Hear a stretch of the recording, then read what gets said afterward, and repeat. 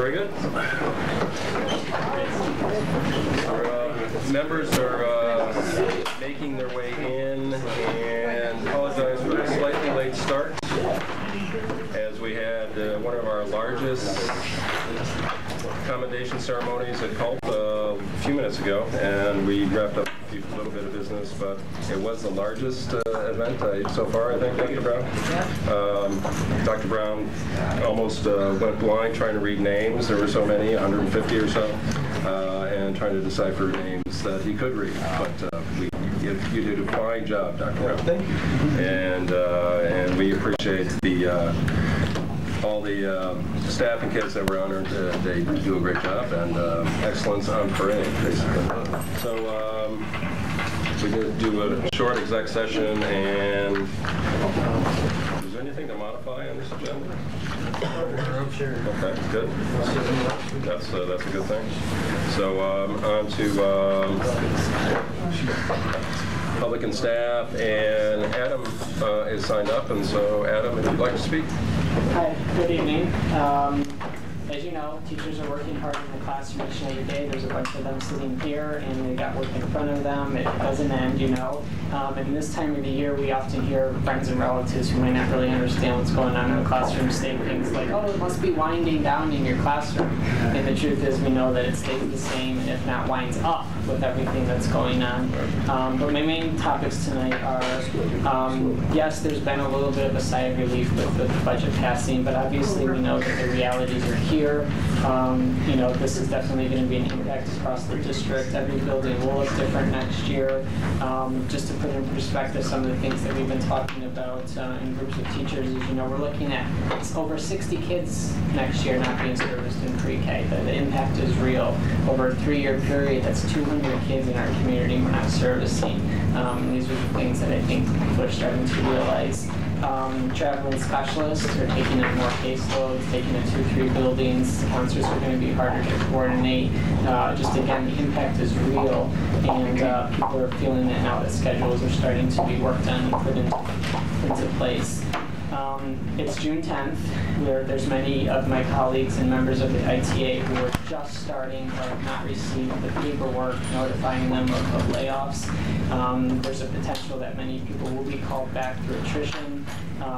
The board, you guys have approved personnel reports with resignations and retirements, which allows for callbacks, but those people still have not been called back. I am working with Matt and Jason and Bob on this, but it is kind of like it's June 10th, and these people need to know they're being offered jobs somewhere else, but they could be here with us.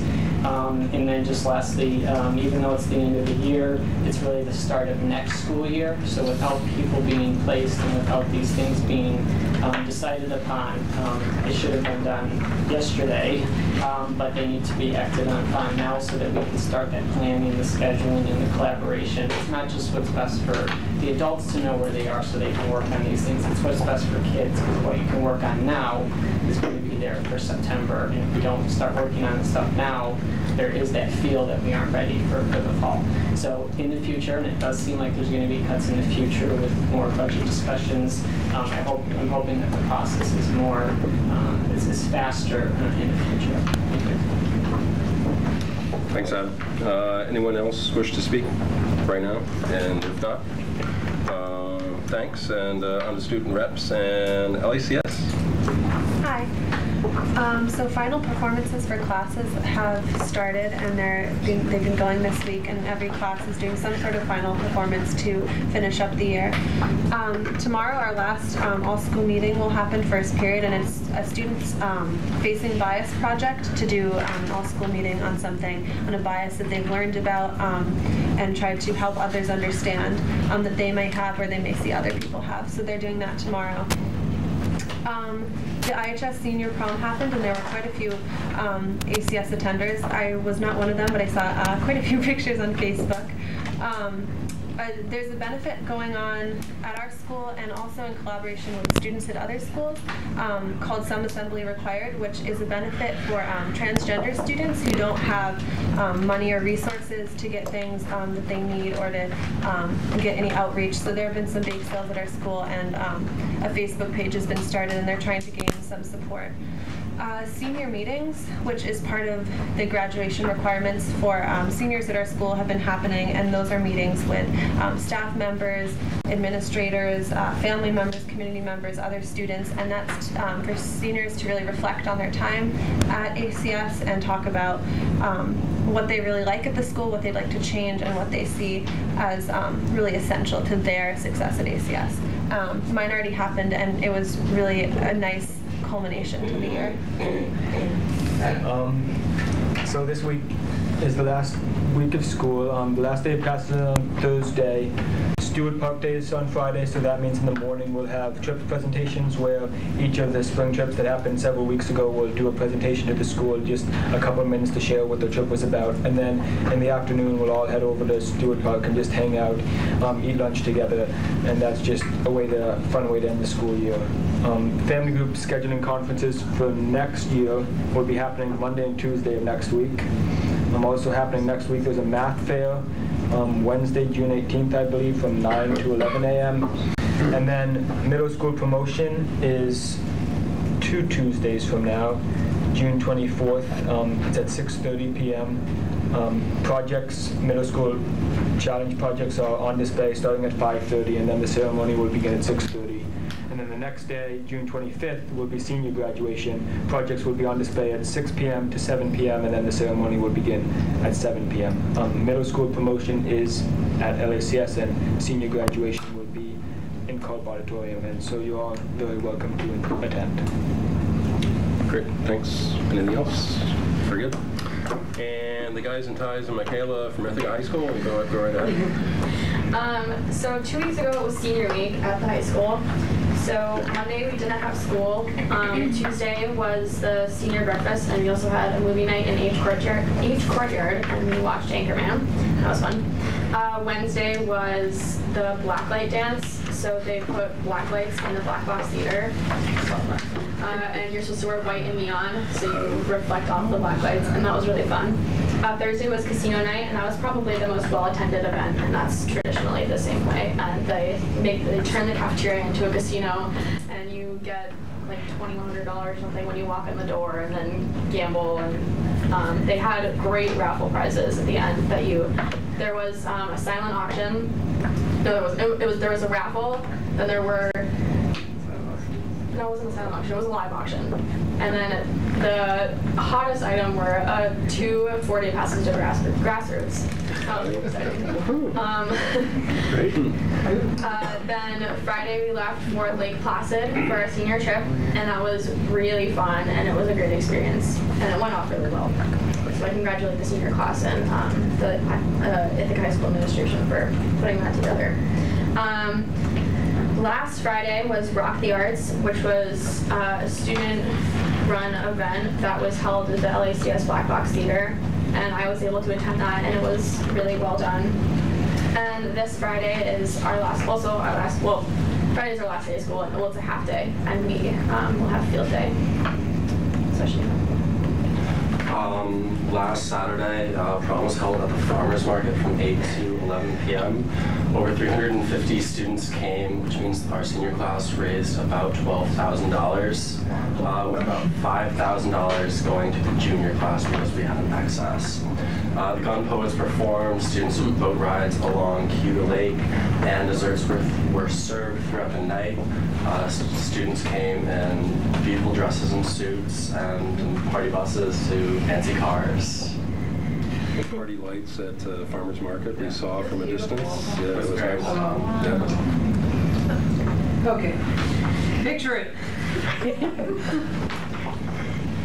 World War I, centennial.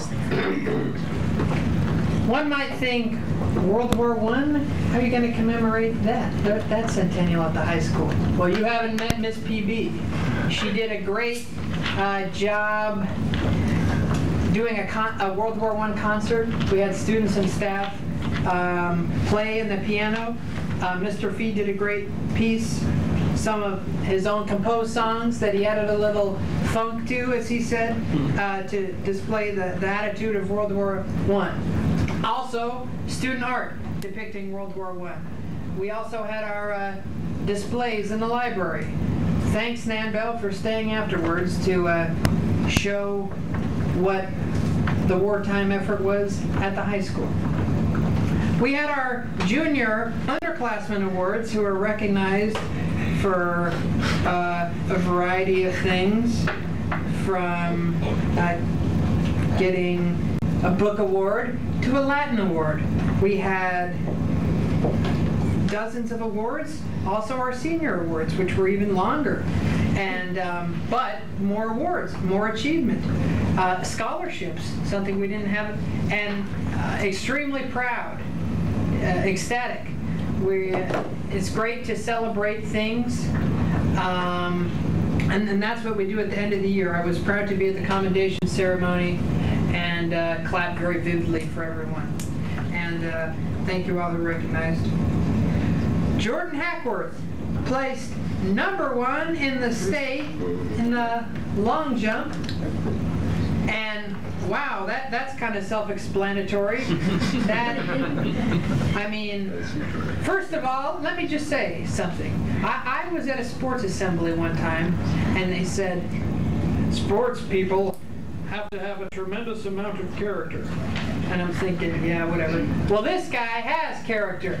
And he has character, and he also got #1, and I'm proud of him. Because we sent 13 kids there, they all did well, but he came think, we have 20-some congressional districts? We have the largest city in the United States in this state, and this guy, my classmate, became #1. I'm ecstatic. Let me talk about the time. They did a good job about talking about senior week. But you know, you had people casino night wrapping up at 1 a.m. Let's talk about the behind the scene parents and the class officers who were at prom at 1 a.m. and the advisors for the class before the senior trip were there left at 3:45. And this is all for the seniors, and we had a great senior week. I'm not a senior, I'm a junior, but for them, and the behind-the-scenes people are important too. We have our wellness word to remind people that wellness doesn't just halt during the school year. You got to take care of your body in the summer too. And today we had a great warning on Lyme disease. When you're in tall grass, check yourself for ticks. You don't want Lyme disease. Brain team, as we saw at the commendation ceremony, placed 53rd at Nationals in Chicago. And by the way, Jordan Hackworth, and then goes on to Nationals. So he then competes in the nation. So this weekend, so we wish him the best of luck in North Carolina. But Brain Team, they went to Nationals. They placed 53rd out of over 272 schools. Awesome. Social Justice Week had been a tradition at the high school to recognize social justice issues, give lectures, do activities. About a month ago, I was talking to Mr. Melander, the activities director. He goes, it's not going to happen this year. We don't have anyone to do it. You know, that's final. A student rescued it. We had a student take the initiative, rescue it, put it on together. I'm incredibly proud of her because we had very powerful presentations from Mr. Lira, our library aide, talking about his actual work with Cesar Chavez and holding up a picture of him with the union leader, to a variety of social justice. They talked about transgendered rights. Well, I'm proud of the transgendered young man who, with a duo of ACS kids, talked about what it is to be transgendered, something that they felt hadn't had a light shed on it, and we're proud of that. Some assembly required, and it was nice for them to share their experiences with us. We had a band concert. Their musical efforts, it was an opportunity for them to show us their awesomeness and wow people. Things are coming to an end. Let's not kid ourselves. It's our last day of school. We have the cake, the vegetable trays, the gifts, all that. We also have review for our regents. And Saturday, people are coming in doing review sessions on Saturday. I want to thank Nan Bell again for opening the library Saturday and Sunday to get what we need to do so we can graduate our seniors. Speaking of which, here are 4 seniors, and I want to commemorate all of them. I'll be at both years' graduation, but these kids, they go to my school. And let me just take a minute. I'm very proud of them. This one, he's going to go do Division I swimming at Boston University and study health sciences. This one's going to go up the hill to Cornell and study physics, and I'm proud of both of them. It was an absolute pleasure to serve with both of them. Thank you. Thank you. Now they're very red. They're very red. Yeah.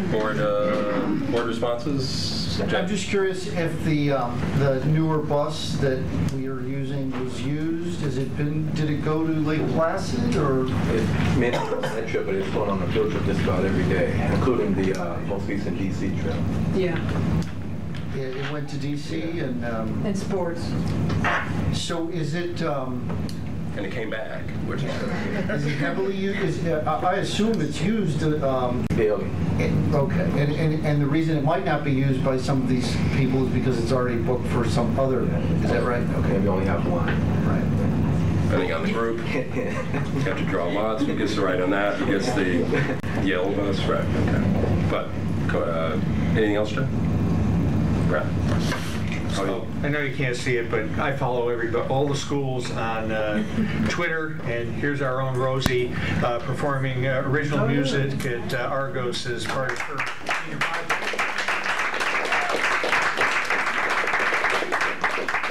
That was on the website. That was on the website. Graduation. That was on the website too. That was great. Then my other comment. I mean, I'm still glad we passed the budget, and then I'm going to look at everybody and say, do you have the assemblywoman and the senator on your weekly mailing list, and are you sending them an email saying you still haven't delivered?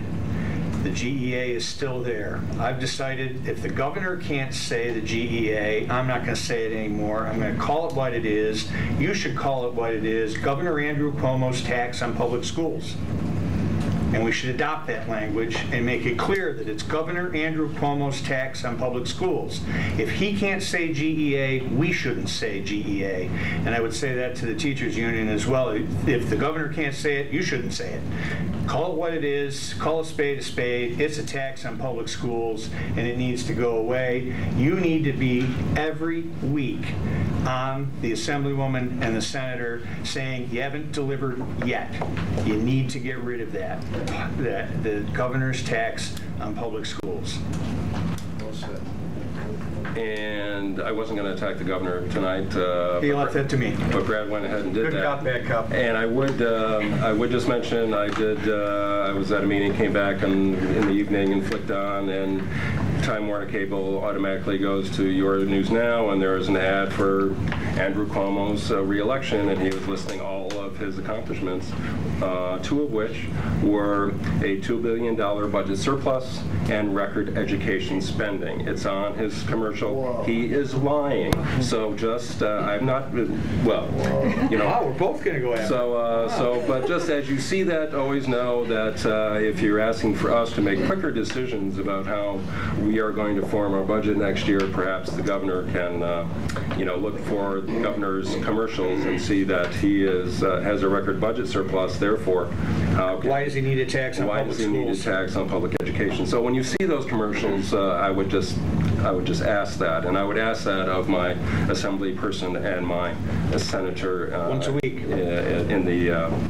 in our state. But since we are talking about budget, I do want to mention we talked last time much, and many comments were made about the budget passing, the 60%, and really the record voter turnout, and we were able to verify that budget the next day. Much of that credit goes to the person right down at the end of the row here, our board clerk, Danielle De Silva. Danielle is, no task is too much.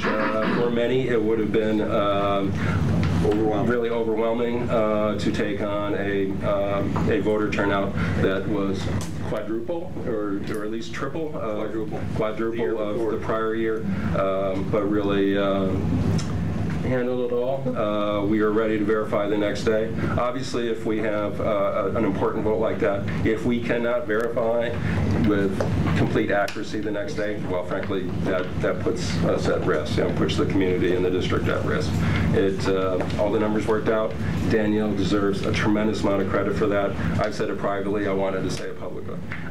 And I guess one more last day we do want to probably mention is Corinne is here. Corinne, is this perhaps your pre-PTA presidency? Is this your last day or last? It is.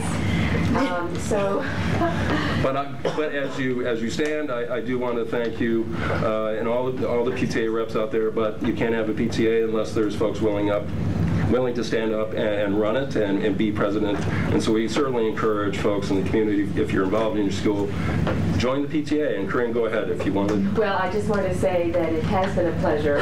As I said to the members of my council today, that when I look back over 2 years, I realized how enormously naive I was in taking on the role of presidency, and how much I wanted to thank everyone at that table this morning for how much they taught me over these 2 years. So the presidency of the council is going into excellent hands with Brenda Prince, who has been for 2 years the first vice president, and so she's been in training.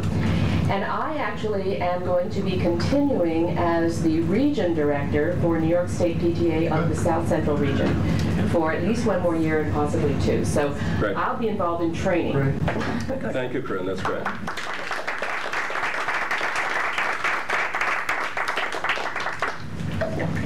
So, Eldred, go ahead.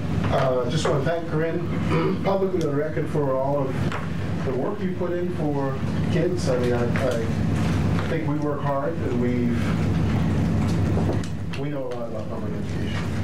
So do you. And we've had our clashes, our difference of opinions, and you are proof that once we understand each other's stories, we can actually get down to the work and help with all the kids. So right on. I appreciate all that you've helped me understand and that you brought to the table. Thanks for your time. And likewise, Eldred. Thank you.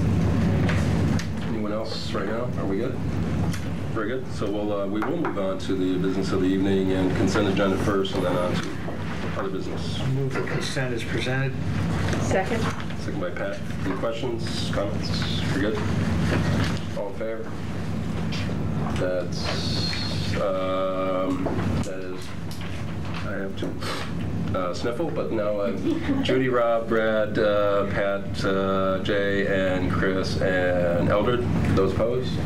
Those abstaining would be Sean. We good? And Seth is absent traveling. That's everybody, right? We're good? All right. So, well, Dr. Brown, you've already had a lot to do tonight. You don't really have much to report on, do you? But this is your time, Dr. Brown. This is my time? This is your time. Well, thank you for the opportunity. Just a few things then. Hearing Congress speak today, it reminded me of a story I wanted to tell. Today, I listen to ESPN radio in the car every day for some reason. And today, when I got in midway through an interview, and there were 2 gentlemen interviewing a person about track. And the gentleman was so sharp about all that is track and what happens, the events, and how do you coach and how do you motivate folks. And I'm sitting there just like, wow, I want to know who this coach is. He may be a good coach for the Knicks, but I would learn that he's not a coach. But I'm saying, who is this person? And then it dawned on me after he said, I'm a state champion in the long jump, that it was Jordan Hepburn. And it just helped me. I was there like a proud father of sorts. I mean, I remember Jordan when he transitioned into the district. And he is an example of many. And we just recognized hundreds of them an hour ago. Our young people are so sharp. And they're achieving, and he was there having a conversation with two sports reporters as if he was a coach of a team. And he was talking about what young people should do, how you perform at certain events, how you prepare for them, how you prepare year-round. I thought he was a coach. Quite frankly, I thought he was a coach at a national level, and he was one of our students. And then, you know, the folks who were interviewing him tweeted out about how great he was. And he's just one example of many of our young people that we have a chance to interact with and work with every day. And I say that because we're in the season of achievement and recognizing achievement. Yes, we just had a accommodation ceremony. We have multiple graduation ceremonies that are coming up. Instead of me going through all of them, we're going to post them online, including the high school graduation, LECS's graduation, and the middle school moving up ceremonies. And I'm hoping everyone will take an opportunity to go to see that. And yes, and Ms. Piasecki referred to it, while we're going to be celebrating and recognizing achievement now at the end of the year, and I was just with colleagues today who were patting on the back saying, good job with the budget vote, we had a successful yes vote, a supermajority. We aren't done yet, and I hear you, Adam. No, we aren't done. We have much, much more work to do. And I was reflecting this weekend, while we're at a place that I never would have expected in my career. Yeah, I say that I expected excellence, and we'll be closing achievement gaps. We will have 90+% graduation rates. We will have a clearer vision for teaching and learning. We're at that place, but there's still much, much more to do. And as I look around, I see some of the best teachers I've ever had a chance to see, and I've seen them in their classrooms, and they're amazing. Amazing. The best you'll ever see. Some of the best administrators I've ever had a chance to work with. When I serve as an instructional leader and a collaborator and learning leader for our community and our organization, I know folks are wondering, what is he thinking about next? I think that when I look at other leaders. I thought that when I looked at my superintendent, when I had the opportunity to serve in other places. So I want people to know what I'm thinking. I'm not thinking about leaving. I'm thinking about my family and what's going to happen next with teaching and learning in the city school district, and how we're going to now expand on the excellence that is us, and how we're going to create opportunity for more and more young people like Jordan to be state champions and to be recognized as the best in class. More and more young people to be receiving national awards for programming and to be going off to Korea this summer because they placed first in a national exam. That's what I'm thinking. So anything else you hear is a rumor. And like I say, it's a rumor until you ask me about it. So if you have questions about what I'm thinking, I'll tell you what I'm thinking. I just gave you some indications, some examples of it, but that's where I'm at. I'm thinking about my family, my babies, and what's next for the Ithaca City School District. I'm hoping that we can get together and work this summer because we got a lot of work to do. And next year, we keep it moving. Because you're holding me accountable for 100% graduation rates and eliminating achievement gaps across the board year after year after year in a sustainable way. That's what I'm here for, and that's what I am pledging to do. And anyone who, and you'll see me, you don't have to wait too long to see me to ask me a question if you have any questions about what I'm thinking, because I'm everywhere. And I will see you in your building or in the community someplace. So just come up and ask me, what is it that's next? Because while we could rest on our successes and achievements, from my perspective, this community is too great, and our organization is too great to do that. So I think that's it. We will be posting our graduation ceremonies online, and look forward to working together. Great. Thanks, Dr. Brown. So transitioning to school district business, and the topic of the evening is an elementary update. And Dr. Brown, I think you have many folks here to enlighten us. Sure. I will answer on it.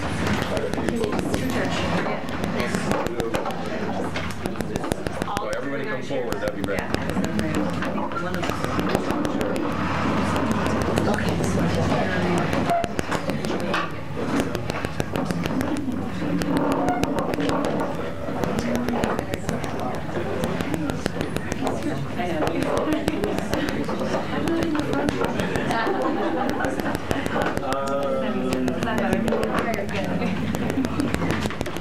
So we have a big team to share some updates with you tonight. I'll start with introductions.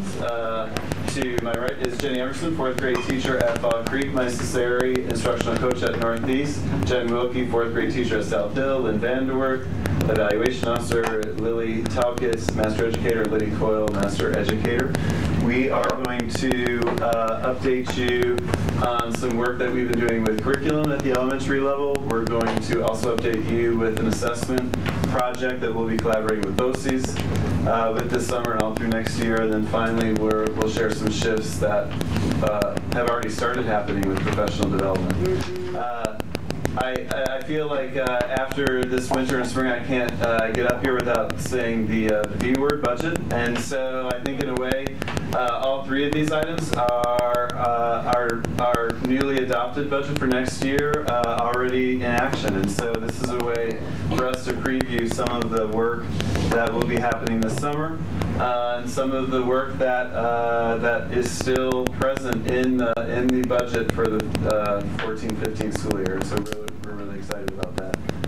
The elementary curriculum work really began at this current version of the curriculum work began last spring. Last spring, as you know, each grade level had several release days across all the elementary schools. And at that last meeting of the year in May, I went and spoke with each group, and we talked about various things. I updated about instructional coaching, some other things, but then the last thing I talked about was that we really wanted to start some really unified work on the elementary curriculum. I said a few things to kind of get it started, just to frame it. And those things were, we really want this to be a thoughtful, really, quite honestly, slow process where a lot of people are involved in the development, where we're not under the pressure to implement right away. And the last thing was that we really wanted to look at things in an interdisciplinary manner. So we think the elementary school day is perfect for making those connections between disciplines. We know that's the way students learn. And we also just know that those connections that we're always making in an elementary classroom, if we did it in a more unified, consistent way, could be powerful for all learners across all 8 of our elementary schools.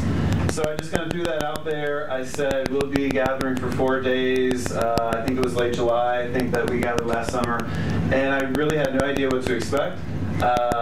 We didn't have any sort of structure like only one person per school or anything like that. We literally had it very open-ended. And we ended up having 70 teachers volunteer to do that week in July across all 8 of our elementary schools. That 70 teachers represented probably a little bit over 50% of our elementary teachers. If you just looked at classroom teachers, it'd be closer to about 60-70%. And so we feel like we had a really strong cross-section of people across all of our schools. In fact, probably one of my biggest pieces of feedback after making that announcement was just simply people saying, that's the week I have my vacation. How can did I lose my chance? And so one of the other things that we've really tried to do with this, at least last year, is to be really open about it. If you can't do the summer, we included all teachers in the work throughout this school year. And so we wanted this to be as participatory and as inclusive as possible. We wanted this work, like I may have set some very kind of general structures to this, but we wanted this work to come from the teachers because they were going to be the ones implementing it. They're our best thinkers about this work. Liddy and Lily have been facilitating it, but all the ideas have really come from all of these teachers who've volunteered to do this over the course of this work. So this quote here is one that we've been using. We kind of cribbed it from, I'm so used to saying their 2 last names, Wiggins and McTighe, that I've actually forgotten their first names.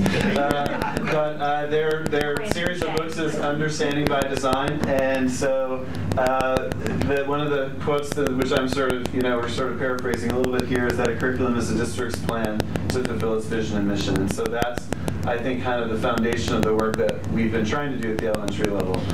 So I'm going to pass it over to the folks that have been doing this work. And so this will be the first part. I don't probably need to say this, but at any point during this, just ask questions because we'll have several, points throughout this. And so whenever something comes up, just ask and we'll just sort of take it from there.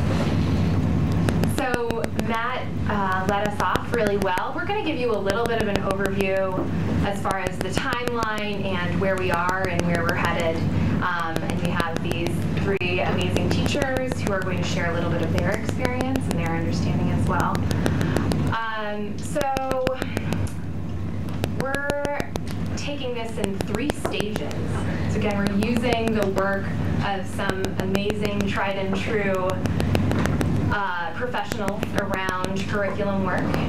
Grant Wiggins and Jay McTighe. And so for the past almost a year, from the summer, starting in the summer, we've been focused on this stage 1, so that first circle that's up there, really thinking about identifying those desired results. And that has been, like Matt said, a pretty long process. It's been a really interesting, exciting process where we've taken the Common Core for ELA and mathematics and the Next Generation Science Standards and the new New York State Social Studies Standards. And teachers have looked deeply and discussed deeply these 4 sets of standards and looked for interdisciplinary connections among all 4, between just 2, etc. So they've really been playing around with and getting messy with 4 sets of standards documents. So we really started with the standards, looking for those interdisciplinary connections. And folks have created what we call umbrellas. We're going to show them to you in a little bit, that outline, a chunk of time in a year, that talk about what students will know, right? That content, the content that comes from the standards, like students will, learn to multiply, right? What they'll do. Thank you. Yeah. So those critical thinking skills, they'll talk more about it, and how they'll be. So they'll talk a little bit more about that. So we're really still in this stage 1. We're coming out of that stage 1 section. And really, the stage 2 is really then, before we get into all the how we're going to get to that, is how are we going to find evidence of the kids' understandings of all these results? So how are we going to think about what is acceptable evidence for that? It may look like an assessment, and we're going to talk more a little later about what we're looking at with assessments throughout the district, but it may look like a project. It may look like a performance. So what would be evidence that shows that kids understand that? And as we talk with teachers about that, as they look at the standards and how they've put together a whole year's worth of learning, they'll be thinking about that. And then we'll get to the part where they're actually going to be planning the learning experiences. Those learning experiences may be words that like units, a lesson plan, an activity, a field trip, all those things. But we have taken over a year before we've gotten to that because we want to be sure that it has all the critical components. And the teachers are going to really talk about those critical components. Yeah, so in this first year working on stage 1, I think one of the exciting things that jumps out to me is, number 1, like Matt said, the pacing, and that we don't feel rushed. As a matter of fact, many of my colleagues, including myself, are actually excited to jump in with both feet right in the fall, even though there's not any type of direction that this must be done. So I think it's created a sense of excitement, and one of the things I personally appreciate is the amount of time I've had to spend with colleagues across the district to collaborate. So in all of these discussions, as we've looked at standards, as we've tried to come up with essential questions to drive what our curriculum is going to be, I've been learning a ton from these discussions, as has everyone else at the table, and so that's felt really great. Essentially what we've been doing is mapping out a standards-based curriculum that's going to define the key concepts and skills that a student would need to learn at any grade. And that's critically important, number 1, because of all the new standards between the Common Core and the new Social Studies and Science standards. And secondly, it's going to help us be more consistent with the curriculum that is taught in any school at any given grade, which I think will be great both for teachers and kids as well. Having said that, there still is going to be plenty of room for a school or a teacher to innovate as he or she starts to think about the learning opportunities that they want to create for the kids. And so we will definitely have the same curriculum which we're working off of, which is standards-based, but when it comes down to putting a personal spin on it, there still is plenty of opportunity to go in whatever creative direction a teacher would need to go.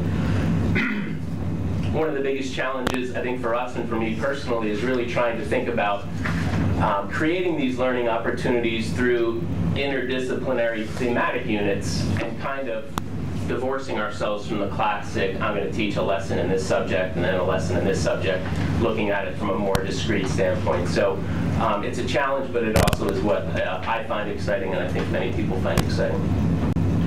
So we have an example of an umbrella. We're going to put one in your Dropbox. It's a lot to look at. It looks kind of messy, but we wanted you to see the visual. That's why we call it an umbrella, because the structure we asked teachers to work from was an umbrella of what we want kids to know, do, and be. And then underneath there, those are actual standards. Those are the standards that in 3rd grade in the spring, if you look way up on the top there, that's what they're going to be working on. So we don't expect you to read that, but we want you to see what that looks like after a group of teachers coming together, changing teachers throughout the year, has come up with a draft, and these are all in draft form. One of the things that's been really key has been coming up with high-impact essential questions for each of those umbrellas.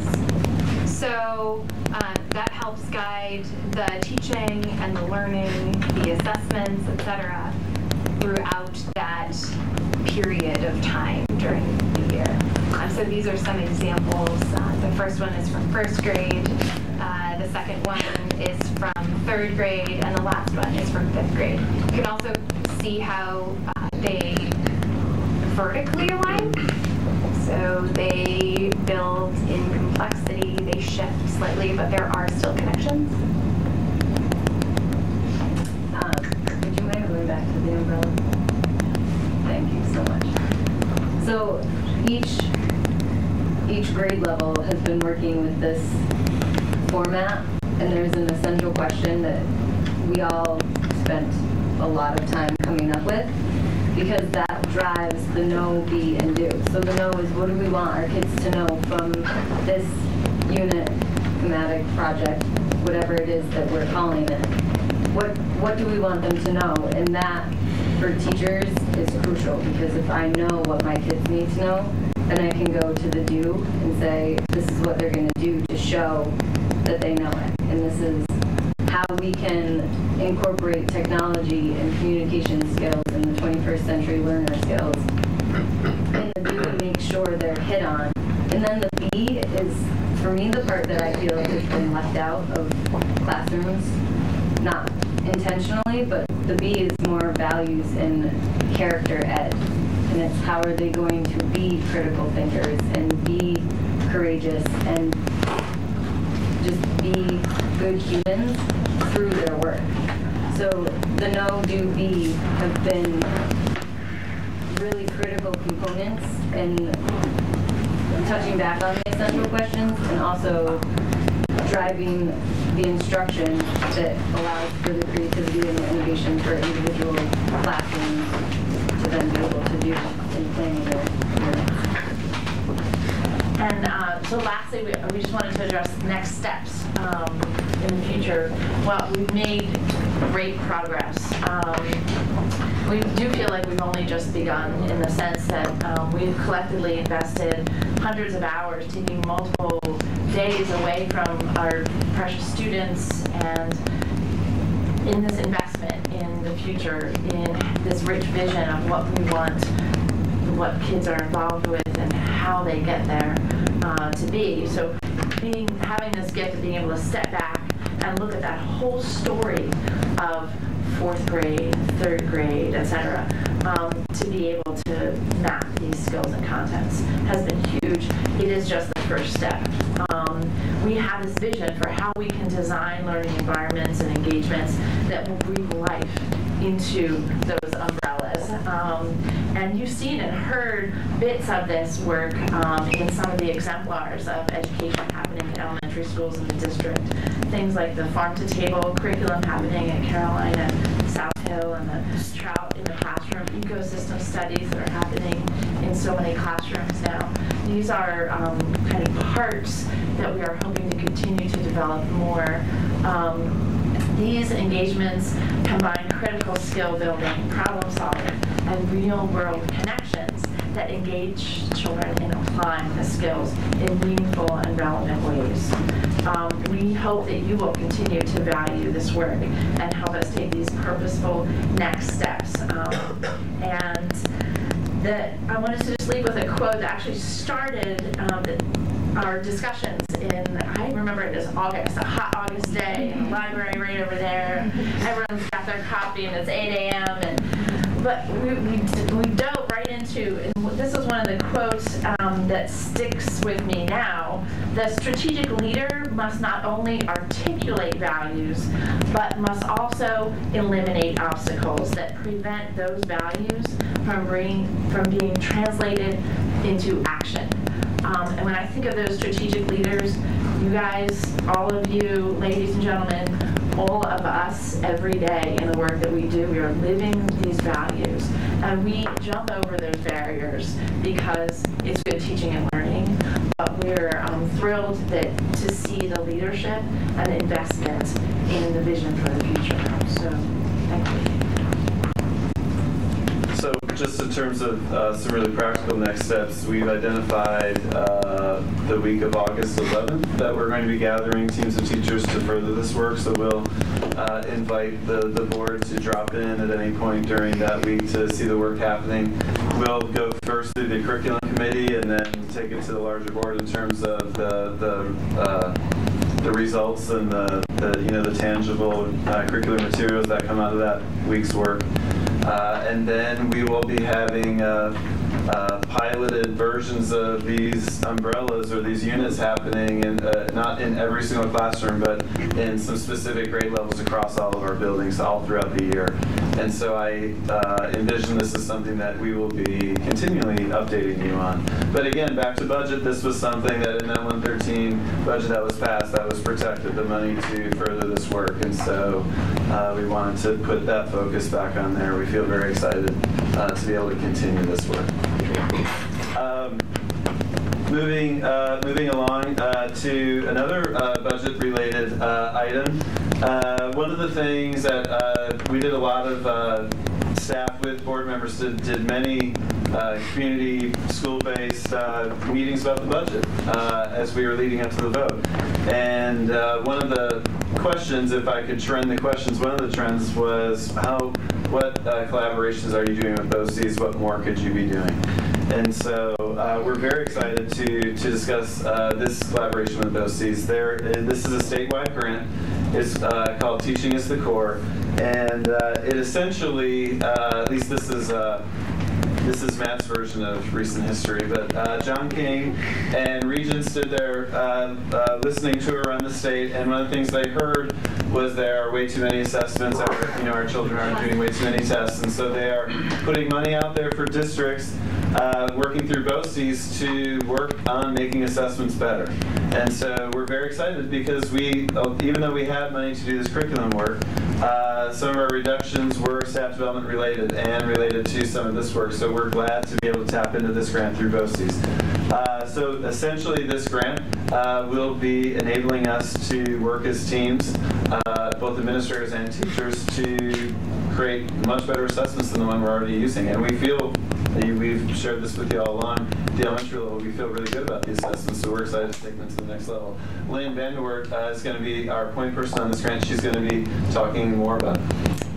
So, thinking about how this supports the work at the elementary level and just, eliminating those barriers to be able to implement this and ensuring that our assessments are not an add-on or something that we just do, but an integral part of the learning, I think there's a huge opportunity here. And although this is an elementary update, this Teaching is the Core grant is a K-12 initiative. So the work I described will be happening at all levels of the organization with teachers in the middle schools and high schools as well, which is also wonderful for us. So there are really three prongs of the grant. The first is taking a really intentional and comprehensive look at our assessment program, K-12, and not just assessments we're using for APPR, not just the state assessments, but all the assessments we get, formative assessments in the classroom, unit tests and so forth and so on, and using some criteria to really evaluate if these assessments are working to support teaching and learning and the vision of the instructional vision of our district. And in the cases where those assessments don't support teaching and learning, making a plan to eliminate them, replace them, or revise those assessments so that they do meet that goal of supporting teaching and learning. Because if assessment's not furthering learning in some way, it doesn't have a place for us. So that's kind of the main purpose. I'm excited to take that time to do that intentional look. The next piece then is there's most of the funding for this grant will be used to provide what I think is going to be extremely high quality and extensive professional development to both our teachers and leaders in how to develop rigorous performance-based assessment tasks that really ask students to produce, create, apply, and real-life scenarios so that they're not just showing us what they know, but how they can use what they know to do all that.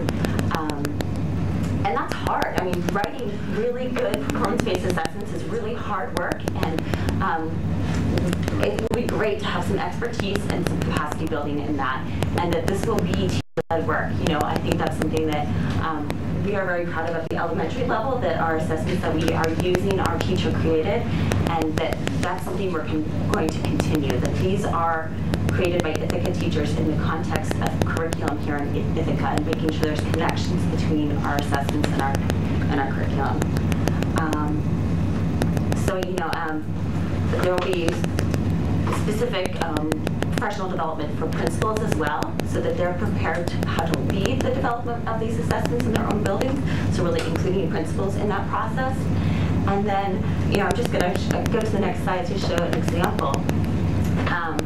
You know, imagine high schoolers being given data on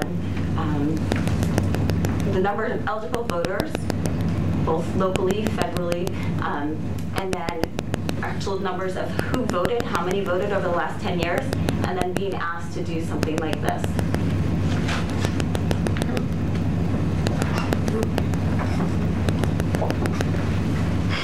We know that this type of assessment can meet all the regulations required by APPR, but also allow our students to perform at a level that shows the thinking that we want from them, and really ask them to integrate their learning across content areas, right? So we're saying we don't want to teach in these discrete ways.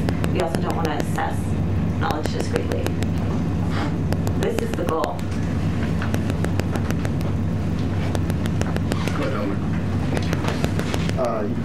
Trying to tie a couple of things together that have been on my mind for years. And I shared with Dr. Brown and some of the folks who were helping us at Secret at Cornell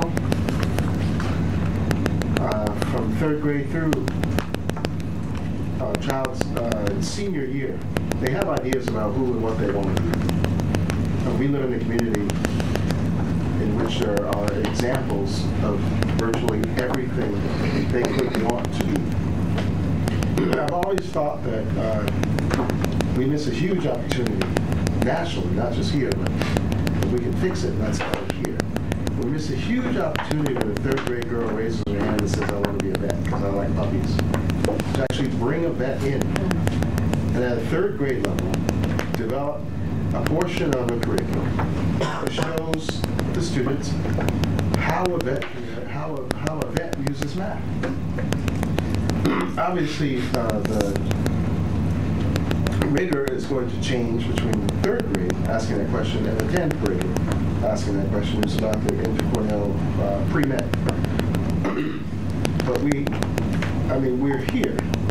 We have an opportunity to really breathe life into what you guys are talking about. What is the B?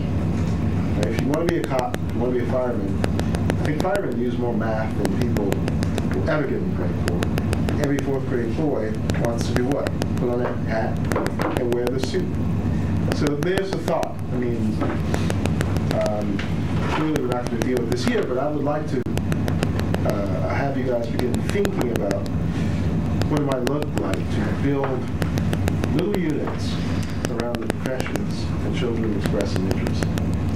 All building, of course, to whatever APPR or assessments or what we have to do, but there's a huge opportunity there. I'm going to throw that to the teachers briefly because I know you've done a lot. Yeah, it is happening. I have seen even Ms. Little could say at South Hill the number of experts that we're inviting into our classroom has built enormously over my time period. I've just been here, this is my 8th year, and every year I hear of more and more teachers opening their doors and inviting. We did have a vet at our school, and she has been here every year, I'm positive. But I do believe that this work that we're talking about supports that vision because it values the real world application of why we are engaged in this work. And it definitely, when you talk about values, it values us making those, helping kids see the why they're doing things, see the how, and have that rich vision of where they can go with their lives. And we can't do that in isolation. So this work that we're engaged in definitely values opening that door and inviting those people in. And I think that your continued support, you'll see it happening more in the district too. Just nuts and bolts of the grant a little bit, 1 year, multiple years? Sure, it's a 1-year grant, so this is part of Race to the Top funding, so the funding has to be set by June 2015, so it is a 1-year grant. How much? So it funded Ithaca's portion of the BOCES grant, because it's for the whole, all the districts in the BOCES, ours would be around $45,000. So it will fund much release time and just time, as Mike was saying, for teachers to collaborate around this work next year. It will also involve training that we can then carry forward. We're all principals, the 3 of us teachers are all going to be better at analyzing assessments, creating assessments that fit the curriculum. So while the grant will be done, we're going to really gain a lot of information that I know we'll use. When do you hear on this grant? July. Yeah, there are up to 5 awards that will be can be awarded in our kind of region. So Did we provide a copy to the assembly?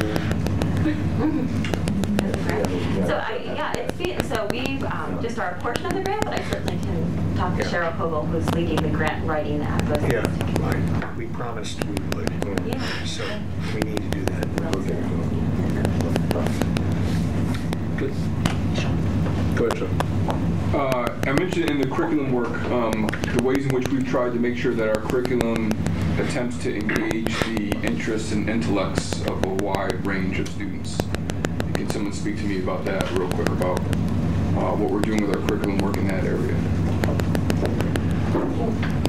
One of the things I'll say, so we purposefully at the district level have made umbrellas for large portions of the year so that schools and teachers can personalize the actual work so that so they can be responsive to what the culture of a school, culture of a classroom, needs of a student, desires of a student, so that in an interdisciplinary way we can meet those needs. So at the district level we have kept it at a very broad, level so that teachers can do that. And then we're supporting teachers this summer to come and then work on that, and we're going to have them, that's what Matt was referring to, is stayed in the budget so that those teachers can come back during the year and get support on tweaking that, responding to that, making it say, well, wow, that wasn't exactly what those kids needed, let's do this. And so we're, in a piloting sort of way, we're doing that for teachers this year so that we know how to support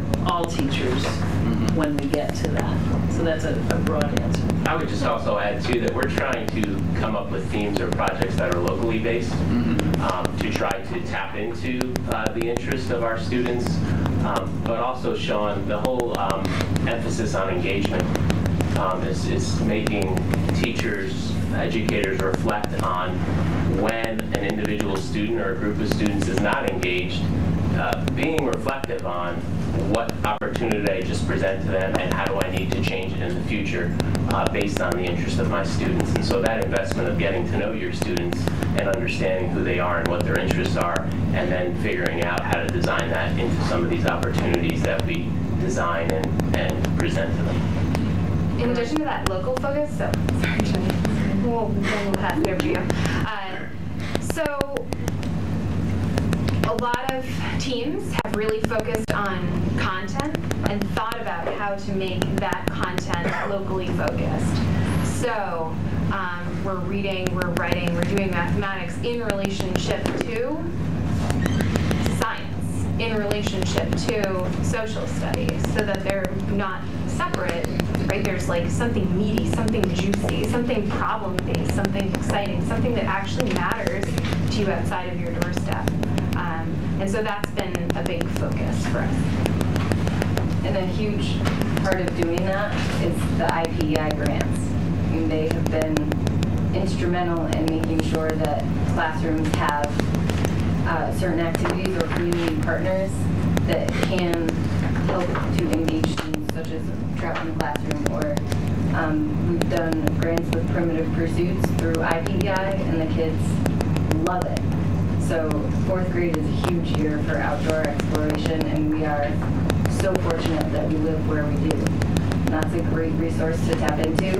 And this work, I think, will further that and have it embedded some in our own curriculums, but then also reach out to IPEI to continue with those grants that help us with engaging curriculum tremendously. We've had an initial meeting with IPEI just last week about this curriculum work and starting to explore some ways that they might support some of the pilot teams this year. So we're excited about that. Dr. Brown. I want to ask a follow-up. So what are the ways in which, so I understand that the locally based is fantastic. It probably has benefits that far exceed what we can find in that immediate school year for long-term. I get that. So let me ask much more specifically, how is our curriculum being culturally responsive?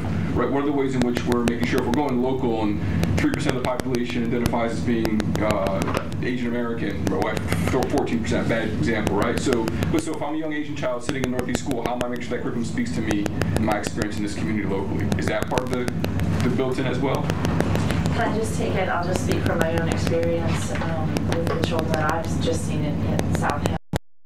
It's very subtle and just as rich diversity. You know, all of the children and their experiences. Our first and best job as teachers is to come to know them. And this curriculum is only as good as that flat paper unless we know and are in relationship with them. And that relationship is built on knowing what they value, what they bring in, what their hopes, what their family's hopes and aspirations are. And this curriculum, as we are working on it and helping to guide it, is, when I said breathing life into it, I meant that not just our work, but it's the children too. And it's only in relationship and with them and the work that they bring and want to bring, and we can help inspire them, that this will have the vision that we want it to be. So I think it's a rich part of what we're hoping. I can give you a couple of specific examples as well. So that B section that we talk about, the know, the do, and the be, many of the B's are around being socially just, being conscious of, I'm trying to think of exactly what they... Passionate. Yeah. Creative. Risk-taking. Sure. Persevering. Sure. So some of those are captured in that B. The other thing that's provided an explicit, culturally responsive focus have been the social studies standards and how folks have synthesized them and then connected them to ELA standards. And so, although it may not say,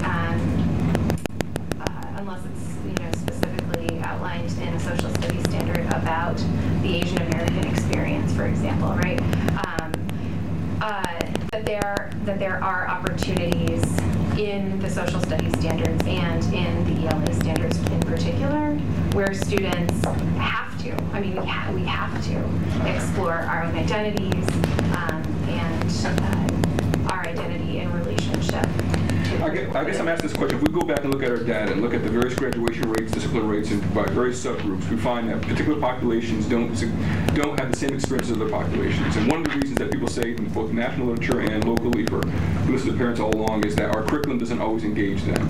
So I understand that we can look at these things, be it sort of just a culture, be it economic status, which has been a big focus at this point in time for this community through things like social studies and ELA, but I'm also wondering where it comes through math and physics, right? I'm wondering when it actually seeps, sort of just permeates everything that we actually do. So I understand, of course, it's got to be about relationships, but it also has to be informed by the sort of culture that we bring in as teachers, by the culture we find ourselves in a predominantly white community, right? That predominantly white affluent community, right? How are we trying to reach students that oftentimes don't seem the students that we can reach? I guess that's what I'm asking. And I think we're doing that through a combination of the curriculum development, but also the pedagogy. And we've spent the last 2 years embedded in deep conversations and PD around culturally responsive teaching practices.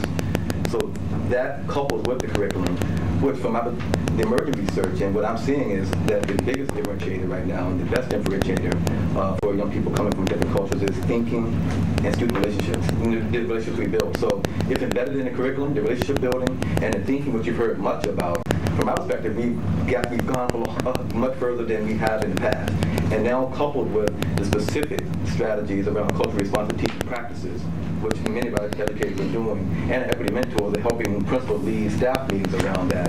I think that portfolio or that toolkit is getting to where you are. It's not going to be just one silver bullet. I think it's going to be a combination of a bunch of things. But from my perspective, thinking and relationships are at the core of that. I think we'll be okay. And I would dare say it has to be at the forefront of our conversation and language and dialogue, but it isn't then it gets thrown to the side. So partly why I'm asking the questions, I hadn't heard it yet, and I want to make sure that in our work, in our development, right, in our conversations, that's one of the things we're also thinking about as well. I mean, I think about what Liddy said about evidence, and then what Mike said about in that moment-to-moment in a classroom looking for engagement. I think we, as district leaders, these classrooms that take this on next year, we really need to find ways to gather both quantitative and qualitative evidence from those classrooms. Are there still children tuning out?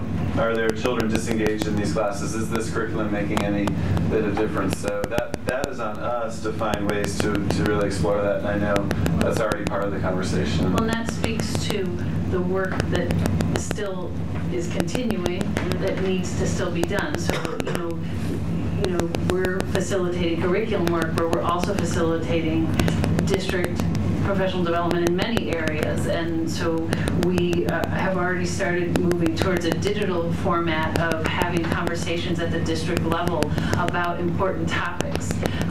And Lily just sort of, we had a conversation, we were like, how can we get people together when we don't have the money, honestly, to pay them to get together? And so we found a way to do that, and as you say that, I think, wow, that needs to be a topic of one of our digital hangouts that we're calling them. And so I hear you, and I think that has to be an ongoing topic.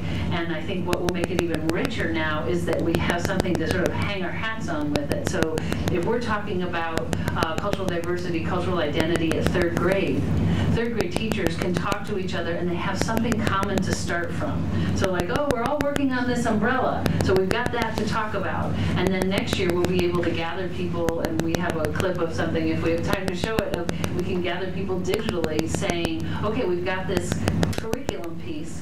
How are you infusing this? How are you engaging those students? What about this group of students? I wasn't able to reach them. How are you able to reach them? So I think that's the next part of the conversation in the curriculum work. Because now that we have this base, and so I hear you that this is work that we need to do, but I see that we have a format for that we've been trying out this year, and that's been pretty successful. I have to ask this, I don't think I've ever asked this question. So we have a base. So is it somewhat problematic that the base has existed and now we're talking about adding something on, which we have always done, right? So it's still the add-on, right? Not that it's infused from the start. Well, no, I think I'm saying that the conversations are now able to be more specific. I think that we've just given examples of how it has been a part of it throughout it. I'm just saying that now we have a way to further that conversation because we have a curricular base. So many times conversations in the district have been, we want to talk about bigger issues, but we get stuck on, are you teaching Africa? Or wait, I'm teaching, so like we get stuck in that area. So that's what I mean by the base. We feel we've infused those conversations, infused the cultural identity within this work, but now we're able to get higher with the conversation. So in designing I'll just advance. So in designing all of the curricular documents, we've had a rubric or rating scale for folks to rate themselves, but also through which we provided feedback specifically. And there are maybe 6 categories, 7 categories. And one of the key ones is that it's culturally responsive, and that there are opportunities to ensure that that's there. So that has been a part of the conversation. Max, go ahead. I mean, I'm looking, at the group of you, and I'm listening to Sean's question, and I'm wondering where the ideas for cultural competency in your committee would come from. Mostly female, 1 male. White. I mean, is the group or the committee more diverse than you are? Oh, this is just 3 of over 80 to 90 teachers that have been involved all year. We just found 3 great teachers that were free tonight. And also as a I think they're great. But you dragged 3. But as a part of the work, so as teachers came out, we'd have people from pre-K through 5, groups of 5 to 6 at every grade level from every school. They would then go back and talk to the rest of their colleagues and speak to what do we need to do next, and look at that rubric that included the cultural responsiveness and how do we pull that in. The other part is yes, we are all white. We are also have worked in Ithaca, and I would say, although I'm white, I think I've had lots of experiences, and I think we all have had lots of experiences, and and are really working hard to gain relationships with the people that are different than we are. So I would, And that's the fundamental shift that I think our community needs to make. It's not about race. Right. It's about culture. Thank you. It needs to be about, it may be for Care to weigh in, Samantha? It has to be about culture and the experiences that we recognize that are barriers that we all bring to any situation, but also understand how to break those down. Whether that's the training we've gone through, and we now have a better understanding about it. It's more about culture and the different backgrounds of people coming to our classrooms with, more so than the actual color of their skin. Well, then my next question is economic level, or how are you dealing with that? And to me, that's culture also. But yeah, I mean, I would just say again that I think that yes, it's relational, as I was saying to Sean before, but it's deeply embedded in the pedagogy, and it's deeply embedded in the investment that this district has made in the last 3 years in a lot of the trainings we've done. Dr. Holly is just the latest, but prior to that also, you all have invested a lot in teachers, in our understanding and development, and for me, that is part of what we do. Can we always do better? Yes. I sat with my colleague the other day and we pulled out Dr. Holly's book. This is 2 days ago. What else can we do to reach this child? That speaks to, that was, June 8th. We're not winding down. We continue to be daily engaged in understanding what can we do better to reach every single child in our classrooms. And it's happening at those multiple levels. From what I see, that's my perspective. Part of being a teacher. I was just going to say, I think a strong argument could be made for a consistent curriculum, even one that allows for a lot of individual teacher input, but a consistent curriculum that's focused on high levels of thinking and making connections. That's consistently applied across all 8 schools. So that if we're thinking about economic levels of students or where they're coming from, we're not adjusting expectations up or down. We have, this curriculum would have high expectations, or does have high expectations for all. And so I think it doesn't necessarily solve that issue, but it's one big step in that direction of solving that issue, I feel. Maybe I should step back a second and share something, and maybe including statements also. Well, sure, but then we'll go to Elbert and Duke. This is a question. I don't know. I think I'm going to answer this. Well, I guess we might as well wait. You're going to give us some data. He's not going to say anything. I was going to answer that. So Sean has invited me to his classrooms, and this is a high-level thinking project at college. And I've watched him and I've participated with him in having some very difficult conversations with students that they've never been exposed to. And here's what I mean. To have a conversation about our carbon footprint in our car culture, and how we need to step back from the brink, peak oil, all of those things. To have that conversation and not have a conversation with children, this is probably high school level now, about how the suburbs were developed explicitly to get away from urban, right?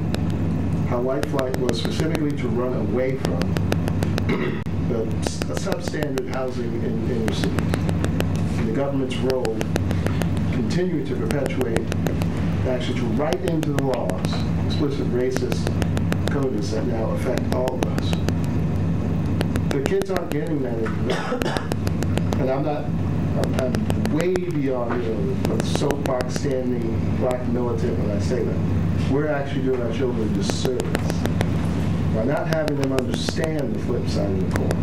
By not having them understand that African Americans and working class whites lived on the coasts for hundreds of years in this country. In fact, they were pushed out of those areas. Development came in. For development now leads to the erosion of coastal areas and actually threatens the quality of life for millions of them. There is almost nothing we can have a genuine, deep conversation about, from nationalized health care and how the Southern strategy was to prevent black people from being in hospitals with white people at the beginning of the 20th century. There's nothing that's deeply central to this country's experience that doesn't impact or doesn't bring to mind the racial depravity of our history. That's not just factually accurate. It's brave. It's brave to have those conversations in classrooms. Right? It's brave for a teacher to be able to answer a student's question in geometry about who's Pythagoras. Who's this Greek guy when the Greeks never built a pyramidal structure? Everywhere they exist, perfect and gigantic, are where people of color live. Right? We have so far, from my opinion, to go when it comes to balancing out a curriculum that doesn't just automatically reinforce the thing that we're all trained to automatically support, which is white supremacy in this country. Again, I'm not breathing a fire brand new. It just is. And as our community begins to become more diverse, as our society begins to become more diverse, when do we begin to introduce those absent and challenging conversations into a high school and maybe even a middle school curriculum? So it happened at the elementary school already. We have a curriculum that we developed through the Martin Luther King Community Bill years ago with Barry Durfel that we're still using at South Hill. We still have a civil rights unit that you could come and visit our classrooms in 4th grade, and I've watched children develop in understanding their own cultural identity through the studies that we've done this year. It is happening in places. It is not everyone in Ithaca right now, but I believe the work that we are doing together is getting us a more cohesive vision of what that can and should be in best practices. It's there. Come and visit.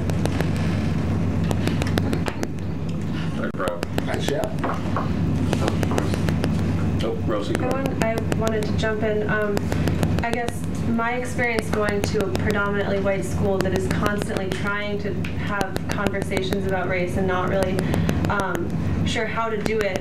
I think one of the most important things you can help kids to do, even at an elementary school level and younger, is to talk with each other and to learn how to have conversations, not just to learn to teach them to listen to things that are difficult, but to teach them to talk about things that are difficult. And one thing that I notice over and over again is at my school is that we have people that are willing to talk about, to present about these things and to start conversations with the students. Even though they're engaged and they know how to communicate, they don't know how to respond. They don't know how to communicate with each other. So I guess what I would just like to offer is that I think that's the most important thing, is to teach students how to talk to each other and how to have conversations about things that they're not used to having conversations about. Yeah, I was going to say something different earlier, but I'll say something else now. I'm realizing now this conversation brings much joy to my heart for the work that's happening in our district. But I'm thinking that many of the folks who are watching at home, or folks outside of this room, have no clue what we were just talking about, or won't understand exactly what's really happening in our district. So I go back to a conversation that Dr. Bill Daggett led for our community a few months ago, where many of our community members were there for that, and many of them, if they weren't there, they actually viewed it online, because we can tell by the web statistics. He scared a bunch of folks that day with the emerging trends, one of which was the changing demographic of our student population. Others were the jobs that were going to be available to young people when they graduate. I mean, there were many things he talked about, and all were very scary. He ended on some things he recommended for school districts, and it was coming on the heels of research his organization had just done, and he had determined what are the highest performing districts in the country doing that's different from others. And I will present those things, and I took some notes, and my iPad doesn't die here. He presented 5 key areas that he said high-performing districts were focusing on and doing well as compared to others. And I want to remind you of what, and we heard this conversation today, and we heard much of what he shared in his conversation and presentation from folks today. He started with a clear vision for teaching and learning. How many times have we heard the word teaching and learning today? And a very clear vision for what it is we want to have happen in our school district. Not only that, we actually talked about the assessments that are going to be mapped to the vision for teaching and learning that we've established. And that was the second area he spoke to. School districts must reimagine assessment. And he gave examples that day, and I was with him today, and he also gave an additional example for folks. He said, how about performance assessments that consisted of one question? You have one. and I can say it because I was with all district superintendents today. We're probably the only district in our state that is doing that. How about performance assessment? And he talked about the state assessments and NAEP assessments and all the assessments that communities and the districts and the State Department are holding up as examples of student achievement. And he said that means very little. But how many of our young people are showing what they can do and think and perform when working with others and using multiple tools? And we have that. He went on, he talked about using data differently based on those assessments, and I would present that we're using our data differently. We don't talk much. I've been a superintendent who's vowed not to talk about a state assessment score with a principal, and I'm 4 years into my tenure and I haven't done it yet. But we do talk about other indicators for achievement, engagement patterns, enrollment patterns, attention, discipline. Those are things I speak often with colleagues about because that's what we value. And he also put this thing out there during the presentation in the slides, and he shared it with us today. He said the highest performing districts in our country, and where it's working, have a top-down supportive structure for a ground-up effort around reform. And I think we see that. I didn't develop, Dr. Landau and I in Albemarle County developed a curriculum that looked like that. I haven't touched the curriculum work here in this district. I was seeing it for the first time today. What you saw was the work of our educators, our teachers, through release time that you've been supportive of, them and parents, our community members, because we've had to have substitutes in classrooms where our educators came together to have conversations about teaching and learning and work together in PLC. That's been a commitment for our community. And what we're seeing right now are the results of that, the development of powerful curriculum and assessment work that is going to be sustainable and going to help our young people achieve unprecedented levels of success. That's been ground up. It's just been us providing the support structures, managing resources, talking about budgets and how we need to be supportive of a budget process in order to allow this work to happen. It hasn't been us coming in and saying, here are the assessments that we're going to embargo, and we're going to send out for a week every quarter, and you administer, and we'll give you the data back. And then we'll come out and talk to you about what your assessment data shows. I was in a room full of folks who do that every quarter. And whereas we trust our educators to build it and then make the instructional shifts based on what they learn. So I share all that. This gentleman scared our community, scared a bunch of folks across the state today around the emerging trends in education, and he, with the backing of hundreds of researchers and educators, has put out their best practices for what it takes to be high-performing school districts in our country. And I will present to you that from what you heard today, and for the folks who are listening at home, while much of this didn't make much sense because there was a lot of educational jargon there, there are some key things that we are doing and out in front of and leading with great educators that are going to continue to allow us to achieve a level of excellence. But we have much more work to do to fine-tune it and to continue to work on it. That's just what I would share that last. Appreciate that, Dr. Ryan. Samantha is one of the principals in the room. Did you want to speak at all? I mean, I know there was at one point that you wished to, but... I think it's been well said. Okay, I just wanted... between culture and race when we're having these conversations about culture. And we do invite any of the 8 elementary schools to come and see the different work that is being done. You are all welcome. We appreciate your feedback and support. Thank you, Samantha. And I heard about the sharing digital files or digital. Now I'm thinking we have to talk about virtual professional development. Yeah, we'll give you the Spark Notes version, the Cliff Notes version. So we believe that the goal of professional development is to help educators become more fully engaged and connected with their peers and fellow professionals. Of course, associated with that is learning from one another and from outside sources, and learning together and strengthening that knowledge. So we worked with that wonderful Wednesday time that our teachers have in their contract, and we've provided a series of optional professional development opportunities that are run through Google Hangouts on Air. And we hear a lot from teachers, and we hear about, like, I want to know more about this, I want to know more about that, and we have heard those topics, and so we, for instance, teachers said, I need to know more about autism. I need to know how to work with students with autism.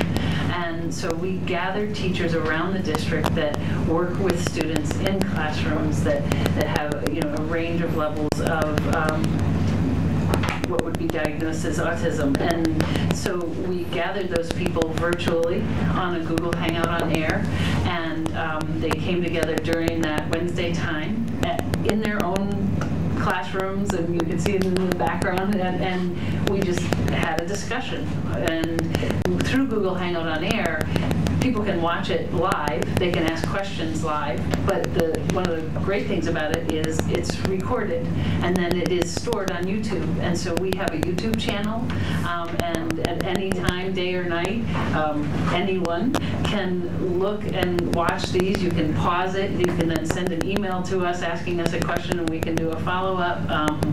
So it's been wildly successful. We're having our last one tomorrow, which is on wrapping up and amping up, which talks about behavior strategies for the end of the year. So we do this. Would you like to see a short clip? I'd love to see a short clip. 40 seconds. Starring. I go off.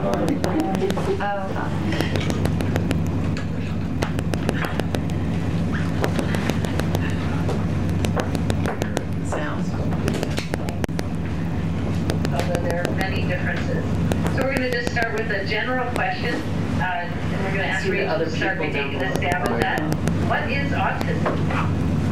Well, autism is a developmental disorder that primarily affects the brain, and the parts of the brain that are affected have to do with sensory issues, social communication, social and communication.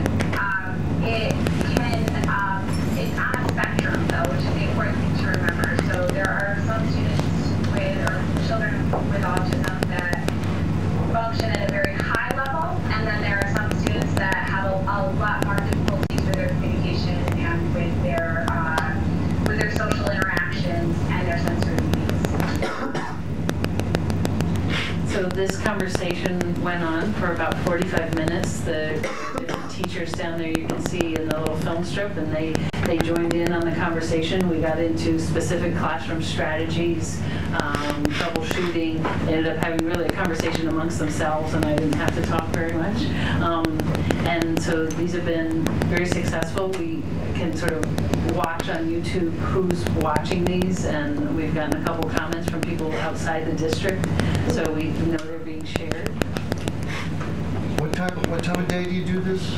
Well, we record them on Wednesdays because that's when teachers are, as a part of their contract, are there after school. So, we have them from 2:30 to 3:15. We record them, and so people can watch them live, but they are then available. The YouTube channel is that people can see these? Yep, it can be accessed from our homepage, our district homepage. If you click on any of the staff tabs, you can see the professional development website.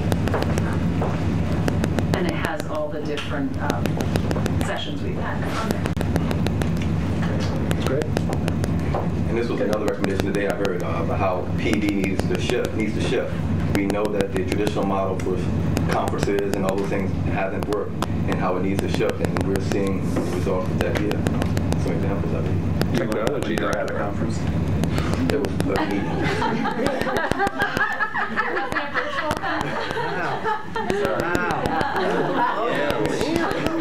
What does he do?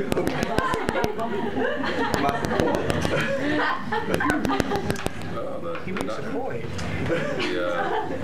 The sharp knives come out. It is.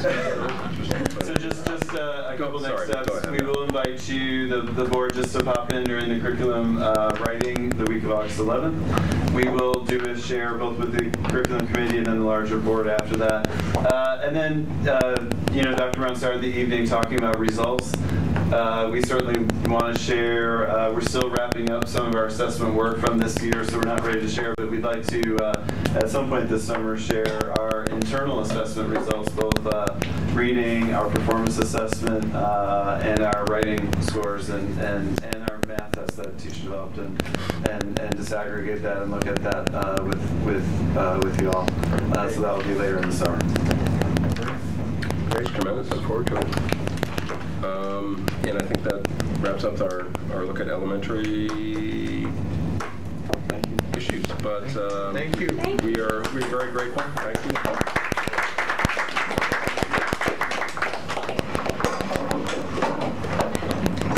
Dr. Brown, if the folks we heard tonight are really a small sample of really dedicated staff and the amount of talent we have, we are in good shape.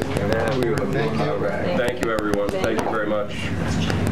And that was very good. And any other business by anyone? Brad, go ahead. Well, since there's no new members of the board, can we agree upon the date for a reorganization meeting tonight? Get that on the calendar for people, and then we discuss whether we want to have 2 or 1 meeting a month in July and August, what the plan is there, and get those on the calendar. Since we're not talking about anybody new coming in on July 1st, let's get a jump on getting these things on the calendar. We have to be between July 1 and July 8. First week of July. First week. So we can't meet that 30th. It has to be in July, does it not? I believe. Yeah. Well, July 1 happens to be a Tuesday. Yeah, I'm not sure. I was going to propose July 1. I think July 1 is a July fabulous idea. I do too, because I'm leaving the 2nd. July 1 seems to be going once. This is a reorg meeting. Reorg. We're going to do it Not a business meeting. It's a typical 7 p.m. meeting. We've done it at 8 a.m. We've done it at 10 a.m. I'd prefer 7, but I prefer 7 in the evening. Thank you for clarifying that, Rob, because I wouldn't have done it. We have done it. I would have been. We have done it. 7 p.m. works for me. Well, if we're not doing, if it's a reorg meeting, can we do 6? Is there a reason that we have to have it at the same time? Yeah, let's start earlier. Right? Can you get there? Well, that's a question for those who are traveling at all. 6 o'clock. 6 is fine. I think if we tag along with Brad's other question, I think perhaps last year we had a reorg meeting and then one more meeting in July, because I didn't I don't think we felt we needed to meet 3 times in July, essentially. So that would be the fourth Tuesday, which would be the 22nd. And that would give folks an opportunity perhaps to take a bit of a break and then prepare for a meeting. Where does that fit with Dr. Brown's vacation? Yeah, let's get that. That's a good question. I was leading He wasn't paying another leading question. Are we planning Dr. Brown's vacation yet? I'll take a motion. He's at kayak.com as we speak. I think you should leave around the 4th of July. That would give you a couple of really good weeks before our next July meeting. Think about that. Do something the week of the 7th. Yeah. Surprisingly good travel prices around that holiday period, depending on where you go. I could help you with that.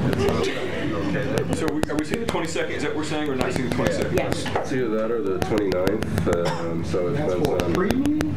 No, the 29th, I'll be out of the country. Let's do 22nd. 22nd. You can do the 29th, though. You could. The 29th.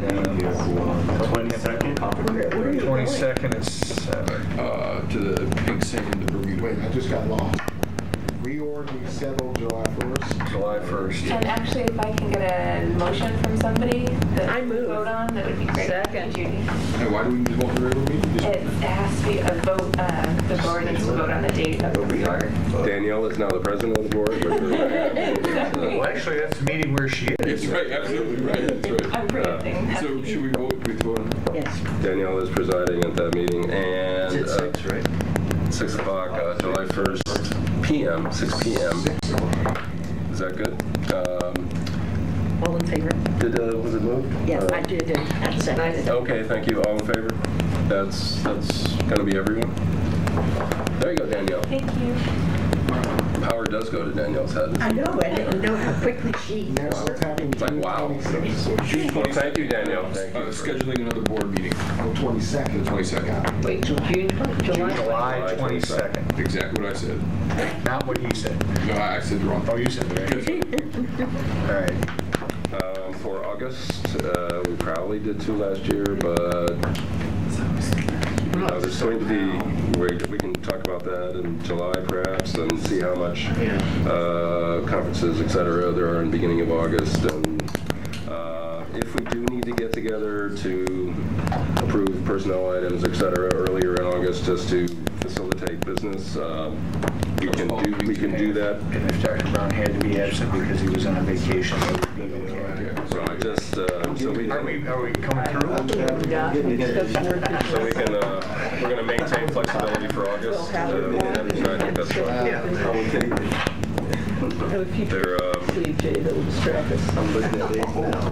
There's another one more finance committee meeting on the 23rd of June, correct? Before the next meeting. Be there. Trying to wrap up business for the year.